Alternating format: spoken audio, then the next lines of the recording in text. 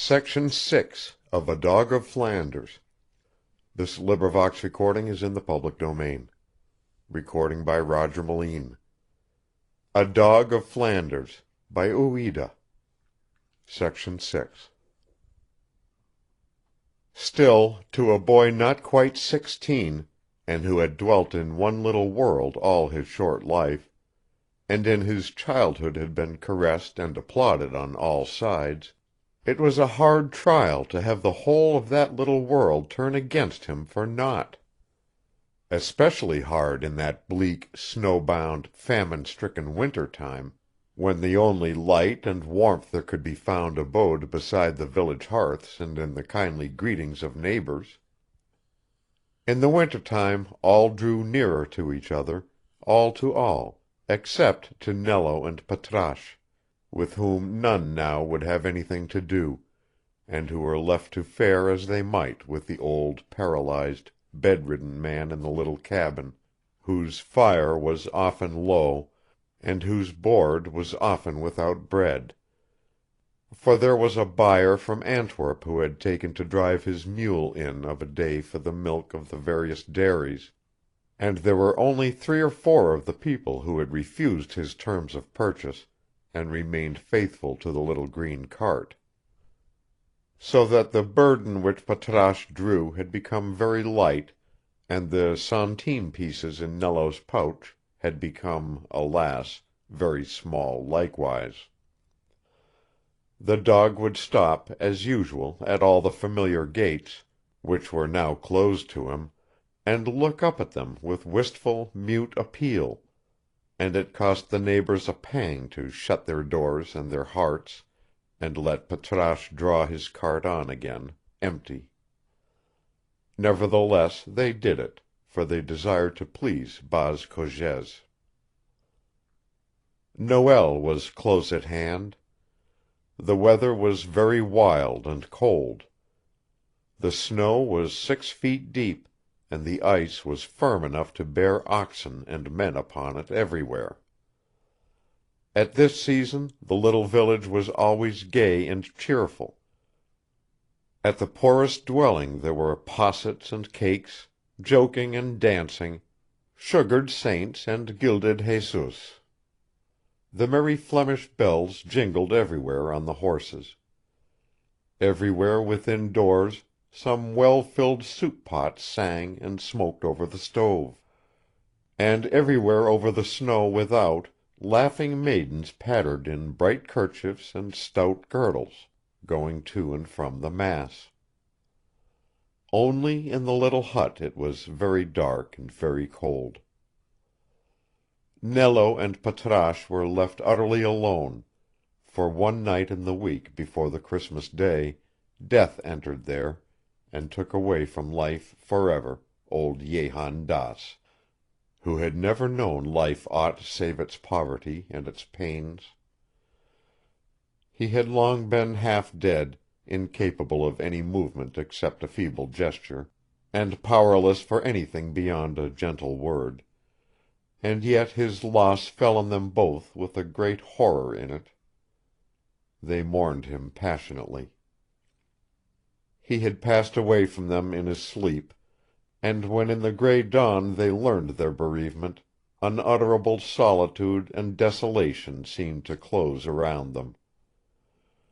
He had long been only a poor, feeble, paralyzed old man, who could not raise a hand in their defense, but he had loved them well. His smile had always welcomed their return. They mourned for him unceasingly, refusing to be comforted, as in the white winter day they followed the deal shell that held his body to the nameless grave by the little gray church. They were his only mourners, these 2 whom he had left friendless upon earth, the young boy and the old dog. "Surely he will relent now and let the poor lad come hither," thought the miller's wife, glancing at her husband smoking by the hearth.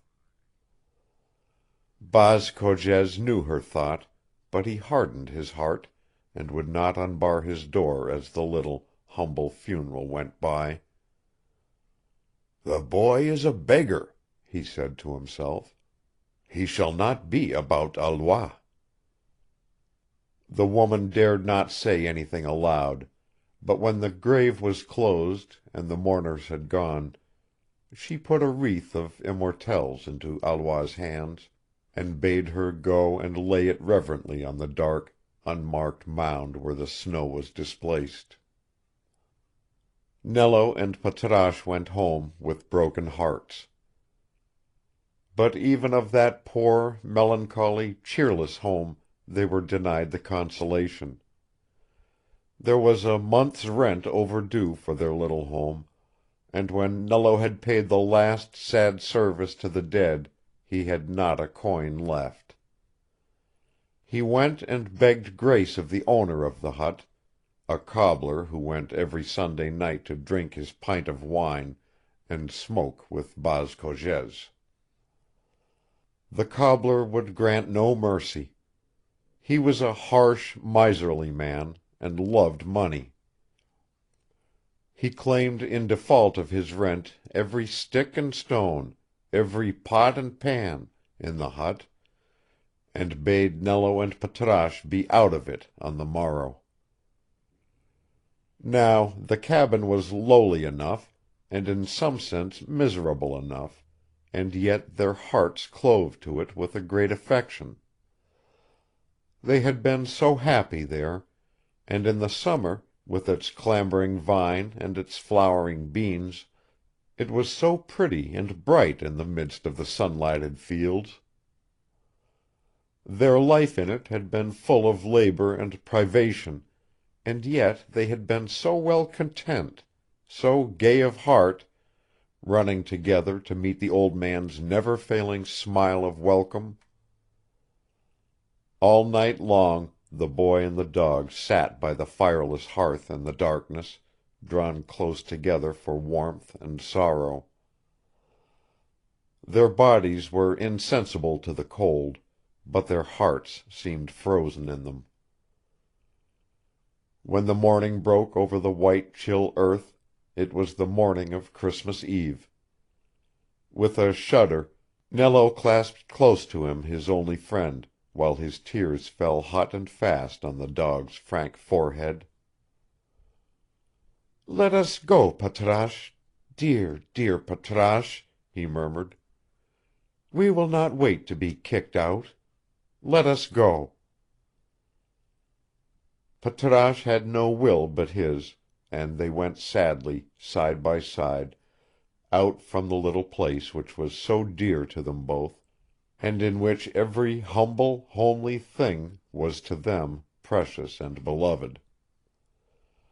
Patrasche drooped his head wearily as he passed by his own green cart. It was no longer his. It had to go with the rest to pay the rent, and his brass harness lay idle and glittering on the snow.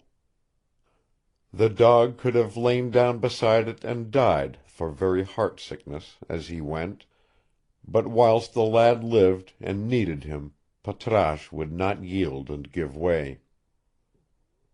They took the old accustomed road into Antwerp. The day had yet scarce more than dawned, most of the shutters were still closed, but some of the villagers were about.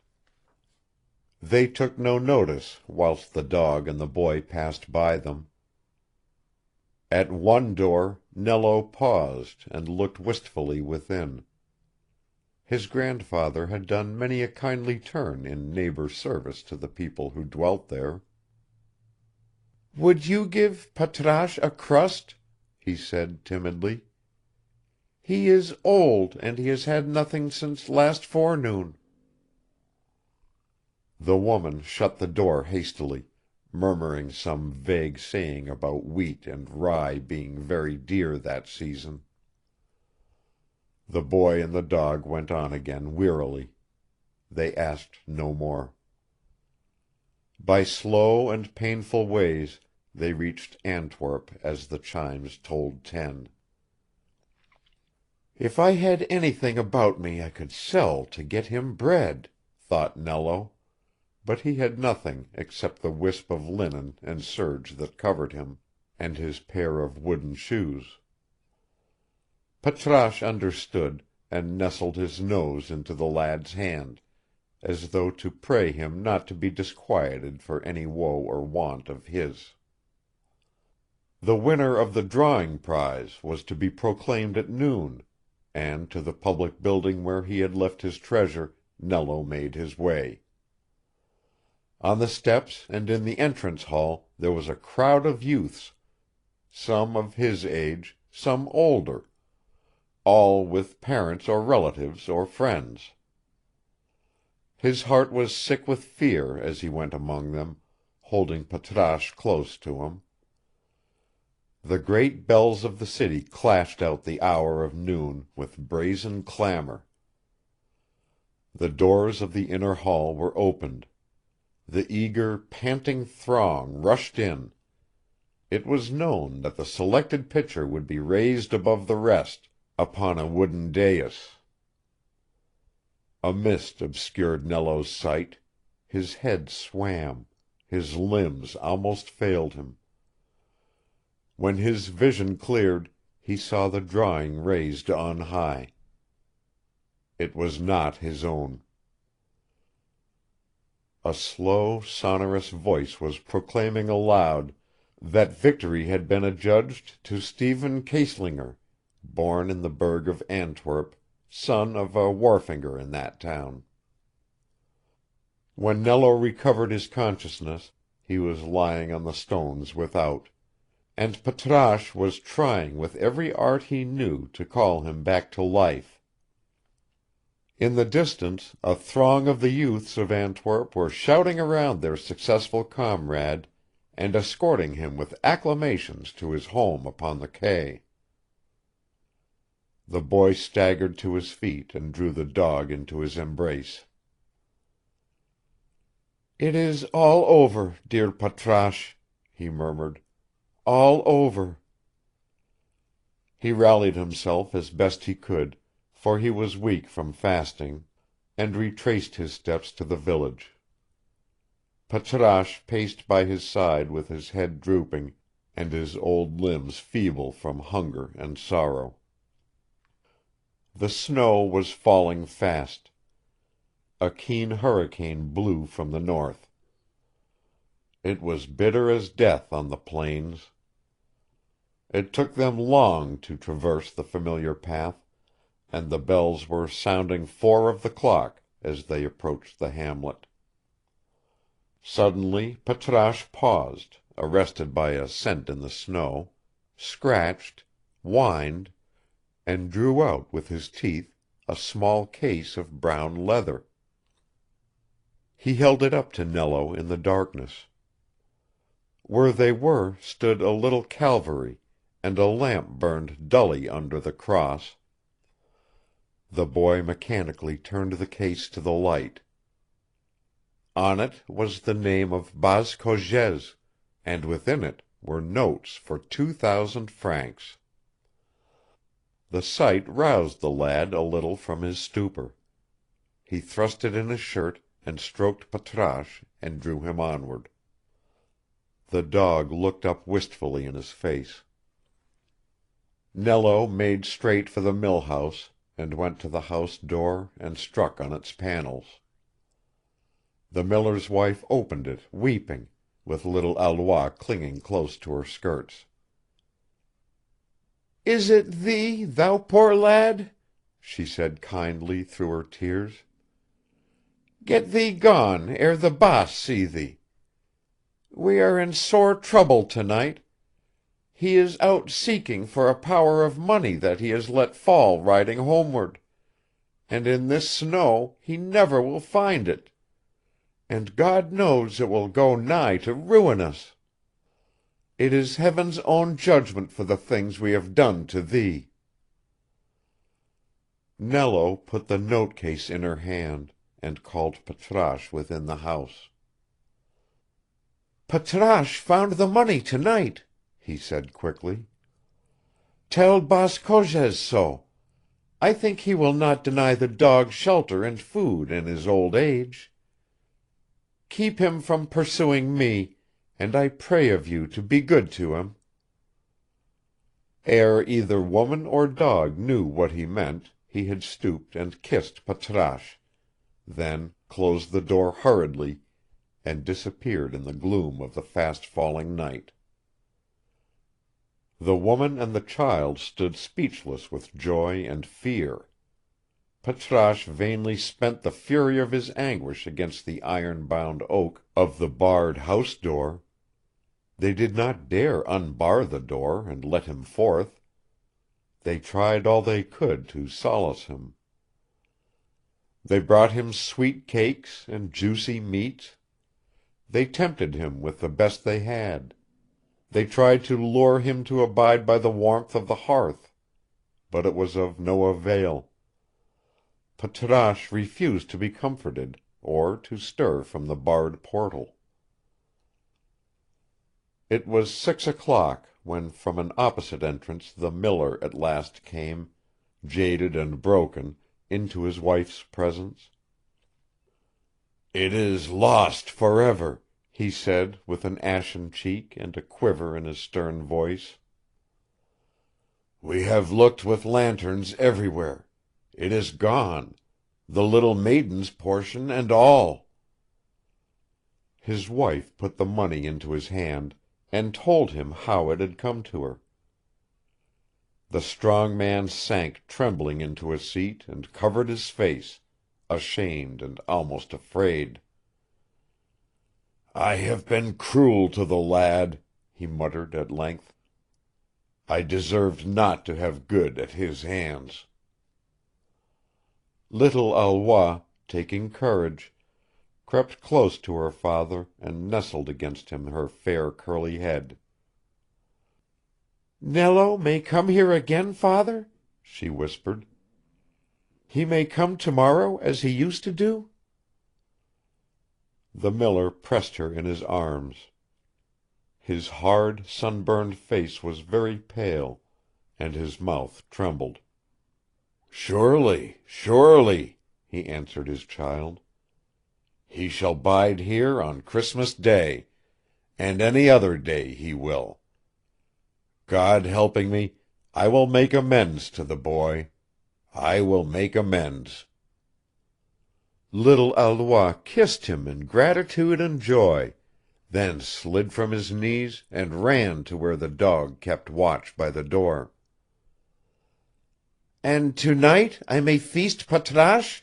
she cried in a child's thoughtless glee. Her father bent his head gravely.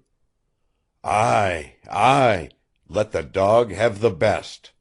For the stern old man was moved and shaken to his heart's depths. End of Section 6. Recording by Roger Moline.